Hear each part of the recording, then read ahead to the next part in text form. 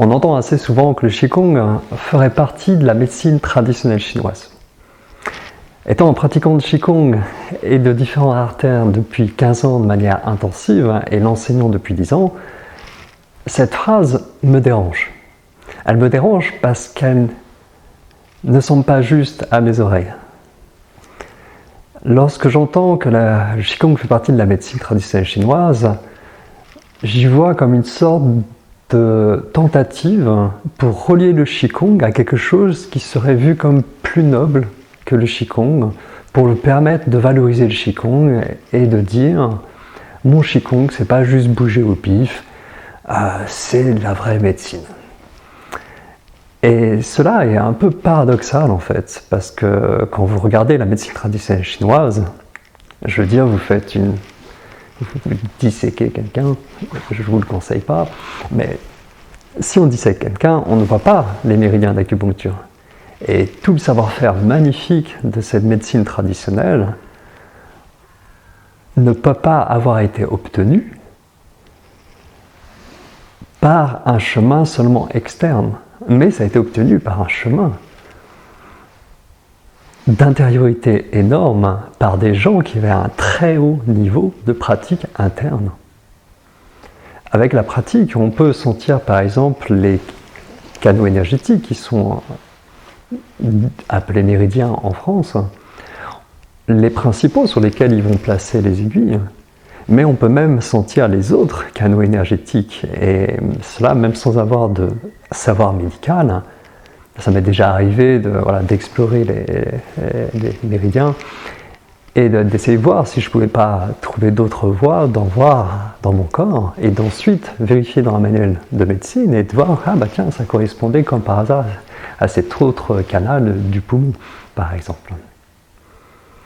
Avec la pratique, on peut aussi sentir quel type de pathogène il y a dans un méridien, que ce soit de la chaleur, une absence de qi, du vent, donc c'est trop agité, c'est des blocages à l'intérieur, et ça c'est aussi quelque chose qu'on peut sentir par exemple, je sais quand je fais les massages tuna, ou si j'étais acupuncteur, je pourrais le faire, c'est de sentir en fait, juste en plaçant le doigt sur le canal énergétique, sur un point d'acupuncture, de sentir en fait qu'est-ce qu'il y a à l'intérieur, donc ça donne des petits indices pour savoir quoi faire pour aider la personne. Je me sers de ça de temps en temps dans les massages tuna, comme là j'ai juste fait la première année de théorie sur l'acupuncture, j'ai pas encore vu tout ce qui est prise de pouls, la langue, etc., qui pourra compléter les infos, mais déjà, c'est déjà bien utile, en plus d'autres choses qui sont liées à la pratique. Le Qigong, faisant partie de la médecine chinoise, en même temps, c'est vrai. Ça dépend qu'est-ce qu'on appelle Qigong, ça dépend comment on met en boîte les choses et qu'est-ce qu'on crée au final, parce qu'on crée un peu tout ce qu'on veut. Le Qigong à visée thérapeutique, ou Qigong médical, des fois c'est appelé comme ça, qui est justement là, qui rattache plus à cela. Je suis un peu gêné aussi parce que je trouve ça assez simpliste. En fait, c'est un peu du Qigong de saison, quoi. Tu fais ça pour que ton foie soit content parce que tu as mis du mouvement, tu fais de la respiration pour te calmer un peu, tu as des étirements soi-disant des méridiens, mais c'est juste des jing-jing, les fascias un peu juste en dessous de la peau superficielle dans lesquelles baignent les canaux énergétiques. Hein. Pas tous, mais en tout cas là où on met les aiguilles, c'est juste des étirements de ça en fait. Ça ne va pas agir directement sur les canaux énergétiques, c'est pas suffisant pour ouvrir les canaux énergétiques de juste faire des postures, il y a d'autres ingrédients. Et je sais que ça peut contredire ce qu'on voit des fois dans des livres de grands noms, où ils te disent fais cette posture, ça ouvre tel canal énergétique super profond en plus, qui est, pour ouvrir ces canaux énergétiques, normalement il y a des chemins pédagogiques, il y a des infos, il y a des étapes, et il y a beaucoup de choses en fait pour arriver à ça, et c'est pas juste en faisant une posture comme ça. Donc c'est un peu bizarre de lire ça des fois venant de grands noms, mais malheureusement voilà, c'est le milieu dans lequel on baigne actuellement, où c'est très étrange. Je pense que un des problèmes, c'est qu'on s'exprime trop vite sur des choses avant d'avoir eu assez de bagages, et même comme ça ne garantit pas des fois d'avoir des approximations ou d'être à côté de la plaque si on avait eu d'autres informations. C'est comme ça. Et le Qigong, du coup, de saison, toutes ces choses-là, ça c'est bien fait, hein, ça c'est vertu, ça peut déjà faire beaucoup de bien. Par contre, pour vraiment avoir un impact sur la santé, parce que c'est quand même de ça dont on parle, déjà dans le Qigong on ne fait pas de diagnostic. Déjà, voilà quoi, c'est pas vraiment là pour ça, c'est pas fait pour ça dans le monde du Qigong, c'est pas fait spécialement pour être en bonne santé, c'est pour ouvrir le corps, le préparer à la spiritualité. Alors évidemment qu'on peut avoir plein d'autres vocations autour du Qigong. Le Qigong, de toute manière, pour aller jusque-là, va énormément améliorer la santé.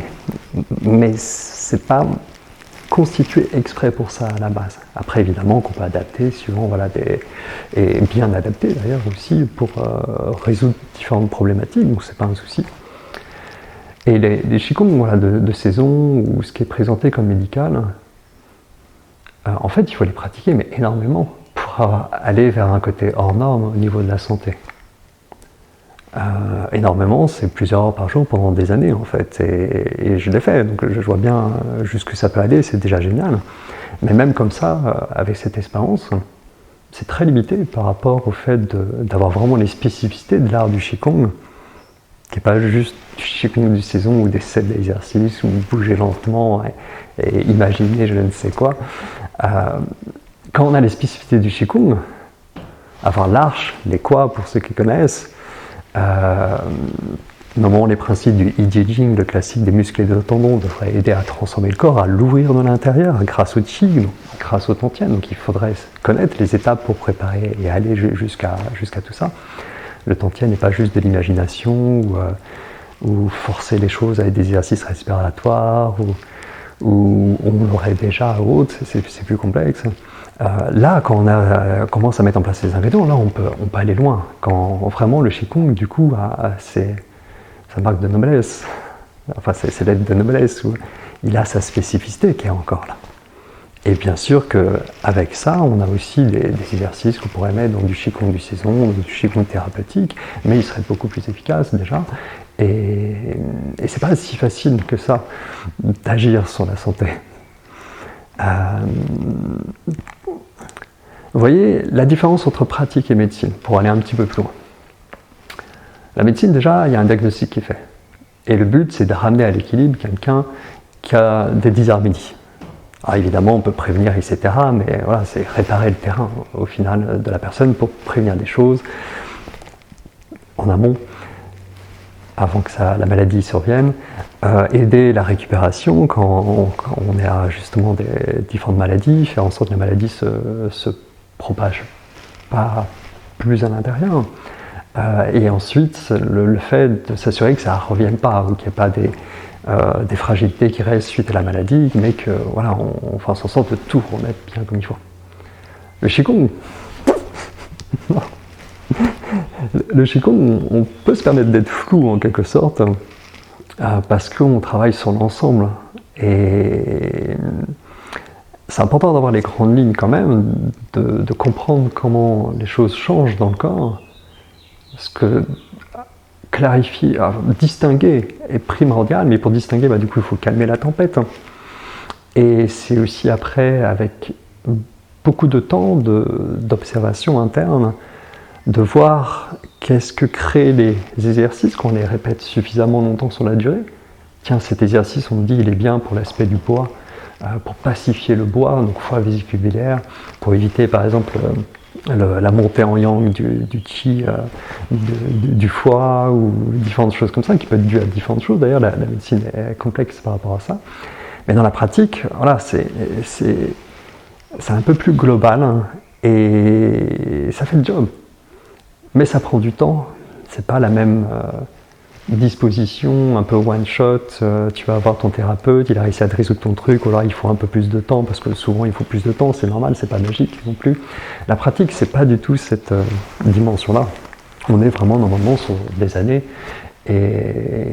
d'hygiène. D'hygiène qui va plus loin, comme je le disais, c'est pour aller vers la spiritualité, pour préparer concrètement le corps à une spiritualité incarnée. La pratique évolue vraiment avec ses propres principes, hein, Vouloir guérir quelque chose, par exemple, peut faire entrave à guérir quelque chose. C'est pour ça qu'il vaut mieux être sans attente particulière, juste venir pratiquer et petit à petit, de toute façon, des choses même bizarres au niveau santé peuvent se résoudre. Quand on a plus d'expérience, ou on a été guidé avec un professionnel, on peut avoir des pistes sur quelle pratique nous ferait le plus de bien à installer pour avoir un effet sur notre santé. Et quoi qu'il en soit, très souvent, c'est toujours les mêmes bases. Avoir une vraie respiration abdominale. J'insiste beaucoup là-dessus. Parce que personne, même les professionnels, n'ont de respiration abdominale la plupart du temps. Tout le monde est un peu trop perché. Et comme je le disais, la respiration abdominale, c'est pas en faisant une respiration abdominale qu'à la fin du voyage, il faut faire le voyage. C'est comme Ulysse, chaque étape du voyage a son importance avant d'arriver. On ne peut pas tout de suite revenir à la maison, parce que sinon, en fait, on n'aurait pas les bienfaits, on ne serait pas devenu. Et d'autres principes vraiment spécifiques au Qigong. Voilà. C'est pourquoi j'aime bien dire que, toujours de manière un petit peu taquine, que le Qigong ne fait pas partie de la médecine, mais la médecine fait partie du Qigong. C'est une adaptation de cette connaissance interne dans le contexte de la médecine.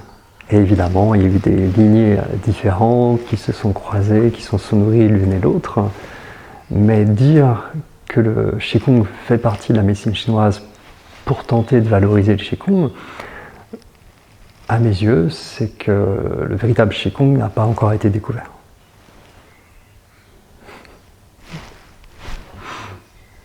Mais ça va venir, j'espère. L'important, c'est de savoir remettre en question ce qu'on a appris avant, si on a envie d'aller plus loin, d'accepter que des choses nous ont été très utiles à une époque, mais que parfois, il faut accepter que ça a joué son rôle et laisser d'anciens outils pour en prendre d'autres qui ont une marge de manœuvre plus grande pour aller plus loin. Donc pour ça, ça demande d'être humble et de remettre en question des choses, tout simplement.